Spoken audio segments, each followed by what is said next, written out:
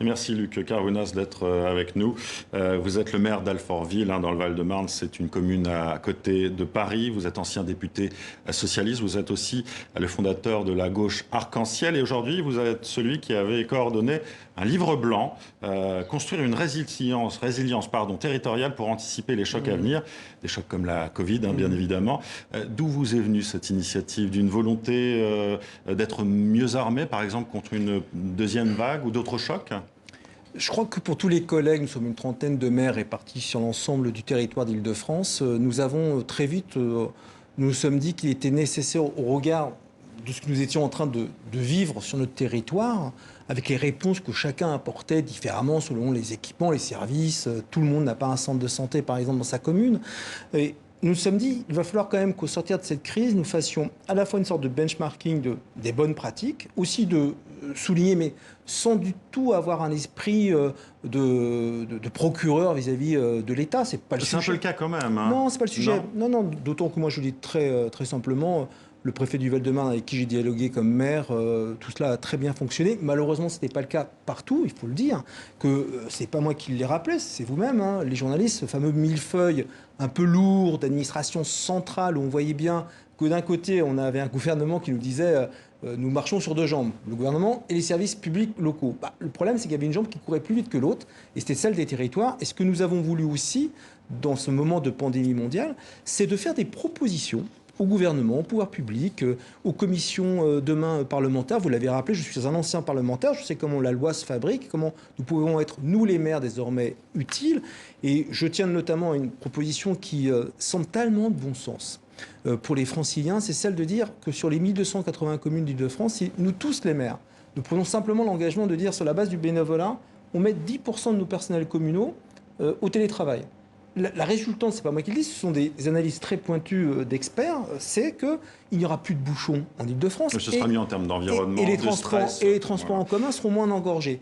Après, voyez-vous, j'espère que ce livre blanc aura une portée vis-à-vis du pouvoir public.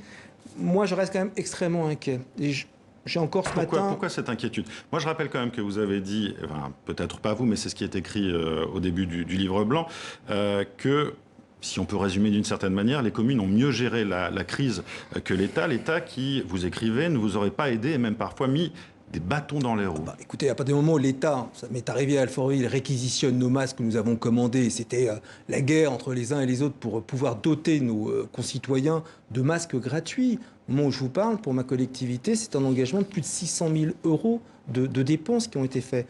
Et donc, oui, on s'est parfois senti un petit peu seul. Et moi, mon inquiétude, je vais vous dire, là, pas plus tard que ce matin, je pilotais une nouvelle fois ma cellule de crise. Nous sommes à moins d'une semaine de la rentrée scolaire. J'ai bien entendu le président de la République ce matin, dans la journée, au sortir de la cellule de crise défense, nous dire que nous sommes tous les co-auteurs de la lutte. D'accord. Sauf que la circulaire qui va réglementer la rentrée de la semaine prochaine, elle date du 10 juillet. Et d'ores et déjà, l'éducation nationale, M. Blanquer, nous dit peut-être que nous allons avoir une circulaire qui va durcir les choses. C'est une des critiques, notamment en moins d'une semaine. Comment voulez-vous que les parents d'élèves, que les enseignants, que les personnels communaux qui travaillent dans nos écoles n'aient pas des doutes? Alors qu'est-ce que nous faisons, nous les maires? Par exemple, encore une fois, moi je n'attends pas que le gouvernement me dise les masques c'est pour les élèves à partir de 11 ans. Nous, sur les 4200 élèves de maternelle et de primaire, nous avons distribué des masques pour que chaque élève, en conscience avec les familles, les directeurs et les professeurs des écoles, voient en avoir l'usage ou pas. Ce livre blanc, c'est le livre du bon sens populaire. Ce livre blanc, c'est le livre des territoires, et on le voit encore aujourd'hui. La région Île-de-France, qu'est-ce qu'elle annonce? Distribution de masques gratuits pour les lycéens. Mise à disposition de manière temporaire, par rapport à la fracture numérique, d'ordinateurs. Que demandons-nous? Aussi de lutter face à cette fracture numérique. Mais justement, Luc Carvounas, vous réclamez plus d'autonomie pour les communes, mais aussi le soutien financier de l'État. Justement, financer les communes, c'est un des grands problèmes aujourd'hui en France. Quelles sont vos propositions concrètes? C'est pas moi, au passage, qui ai retiré le levier de recettes fiscales avec la suppression de la taxe d'habitation. Tout le monde s'en est gargarisé. Maintenant, on voit les conséquences dans le cadre d'une crise mondiale telle qu'on l'a vue. Oui, mais cette décision a été prise. Donc, qu'est-ce que vous proposez, vous, justement, pour financer les communes? Nous, ce qu'on propose, c'est que l'État crée un fonds d'aide par rapport à la lutte contre le Covid, qui soit très clair. Je suis une collectivité qui a créé un nouveau service municipal, 4 agents contractuels qui font de la pédagogie. C'est une brigade anti-Covid. Nous, ce que nous voulons, c'est d'être accompagnés. Or, aujourd'hui, ce que l'on voit, c'est finalement beaucoup d'annonces. Regardez, quand Olivier Véran, presque de son lieu de villégiature, nous annonçait dans le plus petit département de France, la Lozère au passage, se gargarisons que ça marche dans des départements, mais en Lozère c'est 80 000 habitants, et tant mieux pour eux, quand ils annoncent distribution de masques pour les bénéficiaires de la CMU, 7 millions de bénéficiaires. Et ça ne suffira pas. Ça va durer 1 mois et demi, son histoire. Alors vous parliez justement du financement, enfin de ce fonds contre la Covid. Comment serait-il financé? Ce serait l'État principalement, des aides européennes aussi? Mais déjà que le législateur change même certaines pratiques. Aujourd'hui, une collectivité comme la mienne n'a pas le droit, légalement, je ne demande pas de l'argent, j'ai souhaité créer un fonds d'aide pour les commerces indépendants qui ont eu à traverser cette crise. Et vous n'avez pas pu verser justement cette aide. Et le préfet, à juste titre, m'a dit « Je n'ai pas le véhicule légal pour vous autoriser à faire ça, monsieur le maire. » Je suis passé par la Chambre de commerce et d'industrie du Val-de-Marne pour avoir le véhicule. Donc vous réclamez, excusez-moi de vous interrompre, vous réclamez clairement aujourd'hui, comme beaucoup d'associations de la société civile, de listes citoyennes, mais aussi, j'imagine, au Parti socialiste, plus de responsabilités, plus de pouvoir pour le maire, clairement. Mais d'ailleurs, c'est pas moi qui le dis, c'est le président et le gouvernement. Ce Castex, qui vient des territoires, dit les territoires, les territoires, les territoires.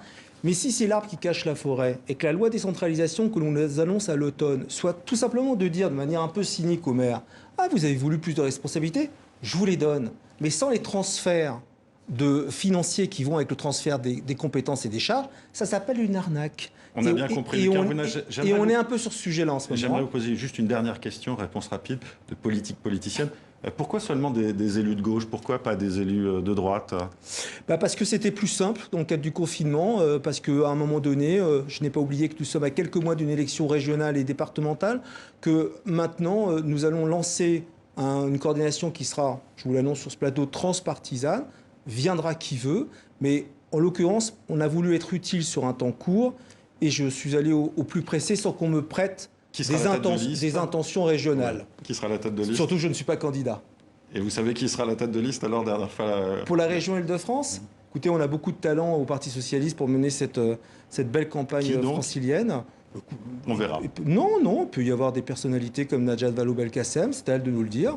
Mais voilà, il y a du potentiel à gauche, mais pas seulement au PS à gauche. Sauf que ce que j'ai vu ces derniers jours dans les universités, j'ai l'impression que les uns et les autres se tirent un peu la bourre et c'est pas ça qui fera grandir la gauche. Et l'union de la gauche notamment. Merci Luc Carvounas d'avoir été avec nous.